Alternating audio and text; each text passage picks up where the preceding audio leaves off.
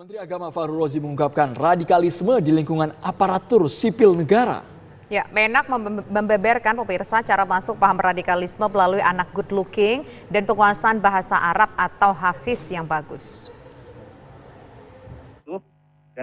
Acara peluncuran aplikasi ASN No Radikal berlangsung di Kementerian Pendayagunaan Aparatur Negara dan Reformasi Birokrasi. Acara ini dibuka langsung oleh Menpan RB Cahyo Kumolo. Menteri Agama Fahrul Razi juga hadir sebagai pembicara. Menak menjelaskan cara paham radikal menyusup di lingkungan ASN melalui masjid lewat anak yang good looking dan hafiz. Assalamualaikum warahmatullahi wabarakatuh. Kalau kita bicara tentang radikalisme ASN, maka banyak tempat yang perlu kita waspadai. Tempat pertama adalah pada saat dia masuk. Kalau tidak kita seleksi dengan baik, khawatir kita benih-benih atau pemikiran-pemikiran radikal itu akan masuk ke dalam ASN. Cara masuk mereka gampang kalau saya lihat polanya. Pertama dikirimkan seorang anak ya yang good looking, penguasaan bahasa Arabnya bagus, hafiz begitu, mulai masuk, ikut-ikut jadi imam. Lama-lama orang situ bersimpati, diangkat jadi ikut mengurus masjid. Kemudian mulai masuk temannya dan lain sebagainya. Mulai masuk ide-ide yang tadi kita takutkan. Sehingga memang kami, dan saya kira kami sepakat dengan Bapak Menteri Pan-RB juga, untuk mewaspadai sekali bahwa semua rumah-rumah ibadah di lingkungan institusi pemerintah, pengurusnya harus pegawai pemerintah.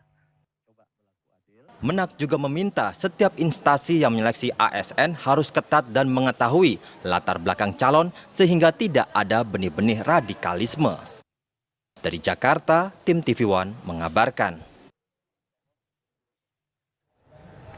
Ungkapan Menteri Agama Fahrul Razi yang menyebut paham radikalisme masuk melalui anak good looking dan penguasaan bahasa Arab atau hafiz yang bagus menuai polemik. Ya, sejumlah pihak mempertanyakan maksud pernyataan dari Menteri Agama tersebut. Dan untuk membahasnya pemirsa, kami sudah bersama dengan sejumlah narasumber.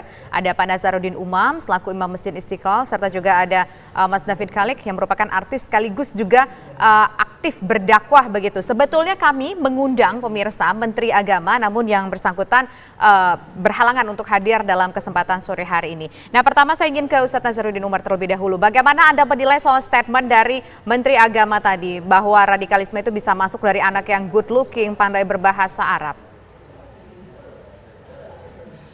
Iya, pertama saya tidak mengikuti konteksnya ya. Kita sebuah statement itu jangan dipisahkan dengan konteksnya. Saya kok nggak yakin kalau ada hal-hal yang perlu didramatisasi sedemikian rupa dari statement tersebut. Ya siapa tahu pernyataan Pak Menteri itu kan tadi kita dengarkan cuplikan ya. Kita harus tahu konteksnya dari awal. Nah, barangkali yang dimaksudkan Pak Menteri itu bahwa memang negara ini salah satu ancamannya itu adalah terorisme, radikalisme. Nah, untuk mencegah kelompok-kelompok yang radikal ini tentu memang selaku pemerintah mungkin memang perlu melakukan proteksi-proteksi dini. Tetapi seperti apa modelnya saya juga tidak ikuti perkembangan statement Pak Menteri. Tapi yang jelas bahwa siapapun juga memang kita harus mencermati perkembangan ya kan. Tapi pada saat yang bersamaan juga kita juga harus hati-hati ya, sebab masalah agama ini kan sesuatu yang sangat sensitif ya kan.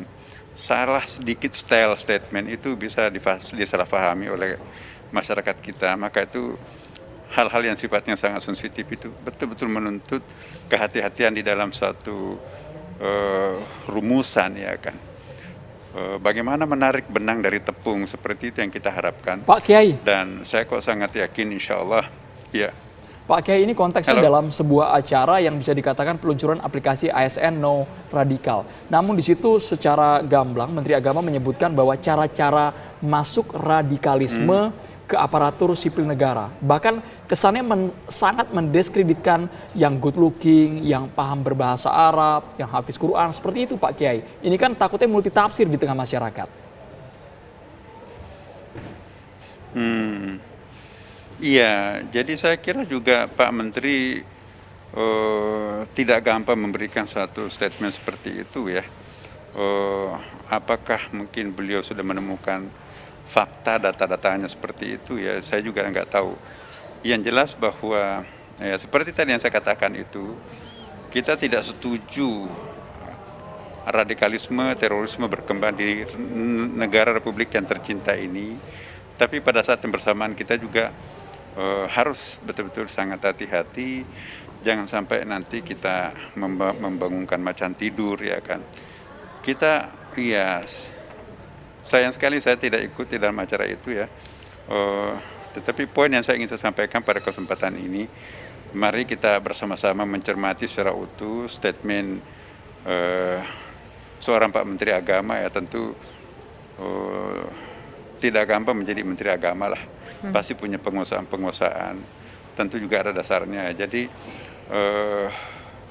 kita sebagai warga masyarakat bangsa Indonesia ini, kita harus lebih arif ya menanggapi suatu pernyataan. Tapi kalau memang seandainya ada hal-hal yang mungkin tidak sependapat dengan kita ya, mari kita membiasakan diri untuk mendengarkan sesuatu yang berbeda dengan apa yang sering atau apa yang mau kita dengarkan. Tapi pada sisi lain juga siapapun juga kita memang harus hati-hati di dalam memberikan suatu pernyataan, sebab masyarakat kita ini beragam ya, tidak seragam. Karena itu mudah-mudahan iya pada kesempatan yang akan datang kita bisa menjadikan lesson learning ya, proses pembelajaran terhadap perkembangan-perkembangan kita yang akan datang. Saya sangat yakin bahwa warga masyarakat bangsa Indonesia ini adalah baik ya, masih bisa kita lakukan perbaikan-perbaikan kalau ada hal-hal yang kurang, dan masih juga bisa mendengarkan pemimpinnya dengan baik, tokoh-tokoh ulamanya dengan baik ya. Tapi pada saat bersamaan juga ya hati-hati kita juga, jangan sampai nanti kita mempertahankan sesuatu yang kita anggap benar padahal itu tidak sejalan dengan konstitusi kita sendiri kan. Oke, baik. Jadi saya tidak ingin generasi kita ini nanti melanggar hukum, akhirnya jadi korban, umat Islam jadi korban terus. Nah, ini nggak boleh terjadi ya. Mari kita mempertahankan bangsa ini dengan segala macam keunikan-keunikannya gitu ya. Baik. Nah, saya ingin sekarang ke Mas David. Itu dari saya. Baik, terima kasih. Saya ingin ke Mas David. Mas David sebagai juga orang yang melakukan dakwah, kemudian juga dalam komunitas Anda, bagaimana respon Anda dan juga teman-teman Anda ketika mendengar kalimat ini soal orang good looking ini adalah agen dari radikalisme? Ya, baik. Bismillahirrahmanirrahim. Assalamualaikum warahmatullahi wabarakatuh. Yang saya hormati dosen saya, guru saya, rektor kami, Profesor Dr. Nazaruddin Umar di Perguruan Tinggi Ilmu Quran. Kalau membaca statementnya, kalau kami tidak mendengar konteksnya, kami sepaham sekali dengan Profesor, dengan Kiai, Imam Besar Masjid Istiqlal, Profesor Dr. Nazaruddin Umar, bahwa kita harus dengar dulu konteksnya ini apa. Karena kalau kita melihat narasi dari judulnya Good Looking Agent Radikalisme, pastinya kita semua akan protes ya kan. Apakah yang good looking itu pasti agen radikalisme ya kan? Ataukah apakah semua orang yang ada hafiz Quran yang hadir di masjid, yang ganteng, yang gagah ini agen radikalisme? Pastinya kita semua akan protes. Tapi balik lagi, suka tidak suka, senang atau tidak senang, kita harus juga sadar bahwa radikalisme itu ada hampir di semua agama. Tinggal bagaimana kita menyikapinya. Saya ingat almarhum Kiai Haji Zainuddin MZ pernah bilang bahwa konsep radikalisme ini ibarat botol kosong tergantung siapa yang isi gitu kan. Nah, terbukti kan dalam beberapa waktu yang lalu ya, ada peristiwa pemboman, ada ini dan lain sebagainya. Dan yang mesti digarisbawahi bahwa radikalisme ini bukan hanya milik agama Islam, hampir di seluruh agama memiliki orang-orang yang ekstrimnya ya, orang-orang yang radikalnya gitu. Baik agama lain di negara lain ya, kayak misalnya di wilayah India ataupun wilayah-wilayah lainnya. Nah, artinya, Mbak, yang perlu kita sikapi di sini adalah sebenarnya bukan masalah judulnya ini tadi ya, yang saya rasa cukup provokatif ya, good looking agent radikalisme. Mungkin Pak Menteri berusaha untuk menggambarkan bagaimana kawan-kawan ini yang tadinya tidak paham agama pengen belajar agama, akhirnya ketemu dengan orang yang mereka pikir cukup punya paham tentang agama yang baik, akhirnya dia melihat agama itu ya, khususnya ini kalau saya lihat dari sudut pandang agama Islam, bagi orang yang baru belajar, misalnya mereka lihat ya, Islam itu hitam putih gitu. Kalau nggak hitam ya putih, yang lain salah gitu. Atau sebaliknya, melihat yang tidak sepaham dengan kita berarti kafir gitu ya, atau sesat dan lain sebagainya. Nah, itu kan hanya sebagian kecil yang ada. Dan saya rasa hal ini juga seharusnya perlu kita sikapi juga, supaya kita juga bisa memaknai Islam dengan benar, dengan tepat, bahwa Islam itu sebenarnya adalah rahmatan lil alamin. Islam itu damai, Islam itu menghargai perbedaan gitu. Mas David, kalau seandainya masyarakat pukul rata, mencap, memberikan stempel kepada orang-orang yang good looking seperti Mas David, kemudian pintar mengaji, fasih berbahasa Arab, dianggap sudah menjurus ke radikalisme, Mas. Ini kan takutnya persepsi yang dipukul rata oleh masyarakat tentang Islam dan radikalisme, Mas David. Ya, kalau menurut saya sebenarnya judulnya ini yang provokatif ya. Artinya ya, makanya saya bilang konteksnya nggak provokatif apa, loh gitu. Mas, kita mempertanyakan ini. Anda kan sebagai orang yang good looking, ahli berdakwah juga begitu kan. Jadi bagaimana melihat ini, benar nggak sih? Kita ingin menjawab, mencari pertanyaan itu. Karena takutnya ada stigmatisasi dari masyarakat yang salah mendapatkan info yang mungkin tidak benar. Ya kalau good looking ya nggak, yang radikal itu kan nggak melulu good looking. Ada juga yang not good looking gitu. Karena radikalisme itu bukan dari tampilan saja gitu. Cuman balik lagi, itu deh, saya bilang saya sangat sepaham sekali dengan profesor, dengan Imam Besar Masjid Istiqlal, Profesor Dr. Nazaruddin Umar, bahwa dari pembahasan Pak Menteri tadi kita mesti lihat konteksnya dulu apa, gitu ya. Dan mungkin saya rasa yang saat ini kita perlukan ya bagi umat Islam Indonesia adalah justru sama-sama kita bergandengan tangan untuk menunjukkan bahwa Islam ini, Islam yang ada di Indonesia ini sudah jadi satu rahmat gitu ya, di mana kita bisa menghargai perbedaan dan lain sebagainya. Terima kasih banyak Mas David Talik, Pak Kiai Haji Nazaruddin Umar, terima kasih sudah bergabung di Kabar Petang. Kami akan melanjutkan Kabar Petang.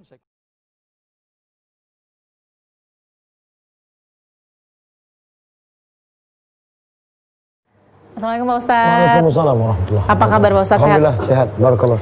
Alhamdulillah nih ada Ustadz Abdul Somad yang kita akan tanyakan pendapatnya sebagai tokoh ulama dan juga tokoh masyarakat ya. Kita lihat ada hasil sebuah penelitian nih Pak Ustadz yang mengatakan banyak sekali di beberapa masjid kelembagaan pemerintah yang kemudian menyebarkan paham-paham radikal. Dan ini sebuah hasil penelitian yang dikeluarkan oleh Lembaga Perhimpunan Pengembangan Pesantren dan Masyarakat. Ya. Menilai ada penelitian ini dulu, Pak Ustadz nilainya positif negatif?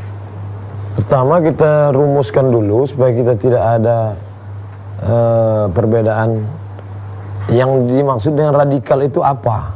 Supaya jangan sampai radikal kata saudara belum tentu radikal menurut saya. Apa sih radikal itu? Nah, itu pokok pangkal. Maka dalam dunia ilmiah selalu kita mengkaji etimologisnya, terminologisnya. Apa radikal itu? Misalkan menurut keyakinan saya, bahwa ketika ada orang Islam tidak mau setuju menikah dengan non-muslim karena keyakinan, maka menurut saya itu orang berpegang dengan keyakinannya. Tapi ada sebagian orang mengatakan, wah ini udah radikal ini, dia tidak pluralis. Nah di situ aja kita sudah ada yang lebih ekstrim.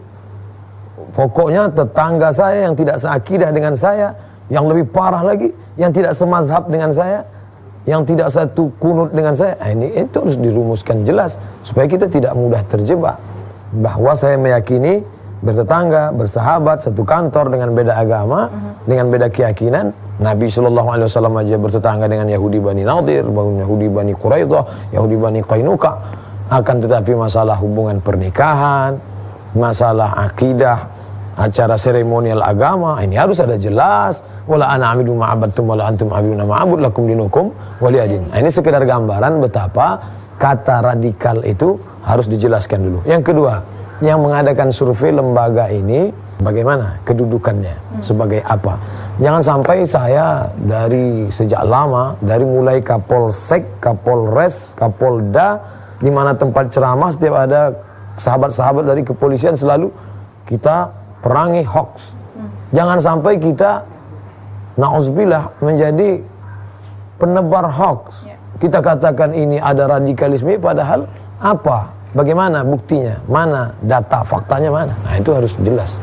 Sekarang kalau di masjid nih Pak Ustadz, Ya. lagi ceramah terus kemudian dipantau gitu Ya. oleh pihak-pihak tertentu yang ingin tidak memunculkan jati dirinya. Ya. Nah, kalau Ustadz Somad sendiri yang sudah sangat berpengalaman dengan background pendidikan yang luar biasa, melihat seperti apa sih yang salah dalam berceramah atau memberikan syiar tausiah yang dinilai ini bukan Islam, ini bukan kedamaian, ini ada kebencian, ini adalah permusuhan dan lain-lain. Bagaimana membedakannya masjid seperti itu atau komunitas seperti itu? Kita sudah dibiasakan dalam ajaran agama ini dari awal bahwa tidak ada yang ditutup-tutupi.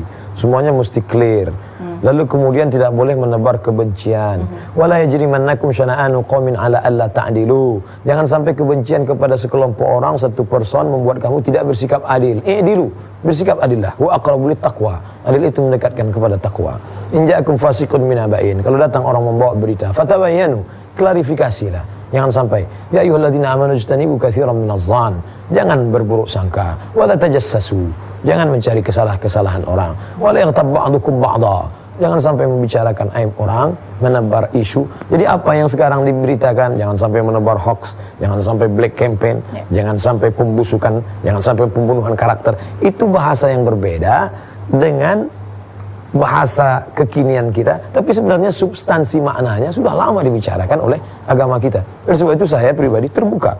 Siapapun yang datang mau mendengar ceramah, dari kalangan intelijen, dari kalangan sahabat-sahabat partai, bahkan dari kalangan non-muslim sekalipun yang mendengar streaming kita, silakan. Berbagai macam data, fakta bisa kita berikan. Bahwa ini ada video yang dipotong, yang di-cut, yang dimodifikasi, kita punya edisi lengkapnya. Ini ada lengkapnya. Ini pertanyaan dipotong, di-cut karena suatu kepentingan, tapi lengkap kronologis ceritanya panjang. Sehingga tidak, bahwa ada dalam, saya menganggap itu semua adalah bunga-bunga dakwah. Kita tahu bahwa bad news bisa jadi good news, berita buruk bisa jadi iklan gratis. Nah, tapi saya tidak menikmati itu. Saya hanya ingin mengatakan bahwa Islam mengajarkan lengkap. Bahkan ketika kita dibusukkan sekalipun, asa antakrahu syai'an wa yaj'allahu fihi khairan katsira. Boleh jadi kamu sangka itu buruk, jelek, tapi di balik itu ada hikmah yang luar biasa. Memandangkan dengan pandangan hikmah. Tapi kita kasihan dengan umat yang mereka sudah sibuk dengan memikirkan pekerjaan, harga minyak, dengan masalah-masalah isu-isu, ditambah lagi mereka yang sebenarnya ingin ke masjid ini kan mencari ketenangan. Betul. Di kantor dia sudah sibuk dengan aktivitasnya, di rumahnya dengan berbagai macam problematikanya, di jalan dengan macetnya, satu-satunya tempat ketenangan lagi tinggal masjid. Di masjid pun dia tidak tenang, dia mau kemana lagi? Terakhir Pak Ustadz, betul memang harus terbuka, transparan. Ya. Karena kan ilmu harus tidak ditutup-tutupi ya Pak Ustadz ya. Nah, tapi kepada orang-orang yang mungkin, mohon maaf, ilmu belum seberapa, sudah jadi ustadz misalnya. Ini kan tidak sedikit juga. Ilmu baru sampai di sosial media misalnya, kemudian sudah terkenal gitu kan. Tapi kan ini yang kadang-kadang juga merugikan ilmu sesungguhnya. Pesannya apa kepada para newcomersnya mungkin? Saya mau berceramah ke Malaysia. 2 bulan sebelum berangkat, mereka sudah minta CV, kurikulum vitae. Mereka minta ijazah S1, S2. Mereka minta pernah mengikuti pelatihan-pelatihan. Lalu kemudian akidah saya apa? 3 yang ditanyakan. Akidahnya apa? Asy'ari. Fikihnya apa? Syafi'i. Kemudian tasawuf akhlaknya apa? Tarekatnya apa? Semua ditanyakan. Di briefing. Kalau mau kita buat seperti itu. Jadi saya diundang, CV Ustaz gitu ya? Saya diundang ke Buruan Daerah Darussalam, maka ini nanti akan dihadiri oleh 4 menteri di Masjid Anak Sultan, Hasan Al-Bolkiah. Ustaz akan dipantau. Silakan. Saya tidak sakit hati, saya tidak marah, saya tidak emosi lalu berkata, memangnya saya ini sesat, saya pulang. Enggak, silakan. Mereka datang ke hotel, Ustaz Abdul Somad semestinya ini di briefing di kantor, tapi karena keterbatasan waktu dan kami faham, biarlah kami, silakan mereka. Lalu saya jelaskan, saya berasal dari negeri Melayu, Riau, dan kami dari sejak kerajaan kami dulu, sejak Sri Indrapura, tahun 1723, 300 tahun yang lalu, kami sudah punya kerajaan, dan kami dalam akidah Asy'ari, fikih kami Syafi'i, dan tasawuf kami adalah Junaid Al-Baghdadi dan Abu Hamid Al-Ghazali. Saya tidak keluar daripada itu. Saya ingin menceritakan bahwa antara kami dengan kalian Brunei Darussalam sama. Dan sekarang saya tinggal di Negara Kesatuan Republik Indonesia. Kami juga dibelaungi oleh Pancasila, umum ketuhanan yang Maha Esa. Saya tidak pernah keluar dari itu. Ceramah saya direkam, tanya jawab, saya jelaskan semuanya, ada alasannya, rasional, fakta, data. Itu yang kita sampaikan. Jadi kalau mau balance, semua ustadz-ustadz diadakan sertifikasi ustadz. Oh jadi Pak Ustadz setuju ya ada sertifikasi Ustadz ya? Mengapa tidak?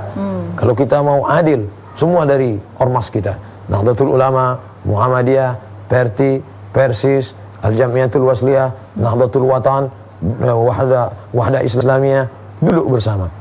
Karena berperang itu bertikai berkelahi, la tanaza'u, jangan sekalian berkelahi. Fatafshalu, kalian akan gagal. Wa tadhhabu rihukum, kalian kehilangan semangat. Betapa banyak umat ini sudah menunggu. Mereka baik, lihatlah tabligh akbar ramai. Kasihan mereka.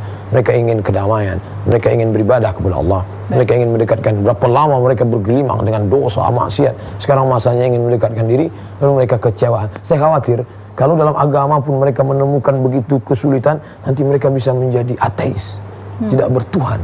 Efek dari sakit hati sebagaimana abad pertengahan dulu, orang-orang yang sakit hati terhadap tokoh agama, akhirnya mereka menjadi agama ini omong kosong semua, na'udzubillah. Jadi kita mesti menyikapi ini. Kalau memang mau sertifikasi Ustadz, buatkan. Ini Ustadz sertifikasi A, boleh berceramah dan boleh mengeluarkan tanya jawab. Ini Ustadz sertifikasi B, hanya boleh berceramah saja, nggak boleh tanya jawab. Ini Ustadz sertifikasi C, ceramah pun nggak boleh, kultum aja, kuliah 7 menit, nggak boleh cerita yang lain. Saya siap sampai hari ini, buatlah tim, kita akan duduk bersama. Insya Allah, bukan angku, bukan sombong, saya menulis tesis 300 halaman, didudukkan di hadapan 3 orang guru besar di Institut Terkemuka Darul Hadis Al-Hasaniyah, dan saya lulus. Saya selesaikan S2 saya setahun 10 bulan, kelar. Dudukkan profesor-profesor, saya akan duduk di situ. Kalau memang saya tidak layak, sebagai contoh kasus saja. Kalau memang kami tidak layak, maka kita akan siap. Ustadz Somad, besok tidak lagi tabligh akbar, kultum saja. Oke, kita kultum. Selesai 7 menit, out. Kalau tidak, tangkap. Terima kasih Pak Ustadz Abdul Somad, solusinya luar biasa sekali, win-win solution, karena itu yang paling baik agar tidak ada pertikaian lagi.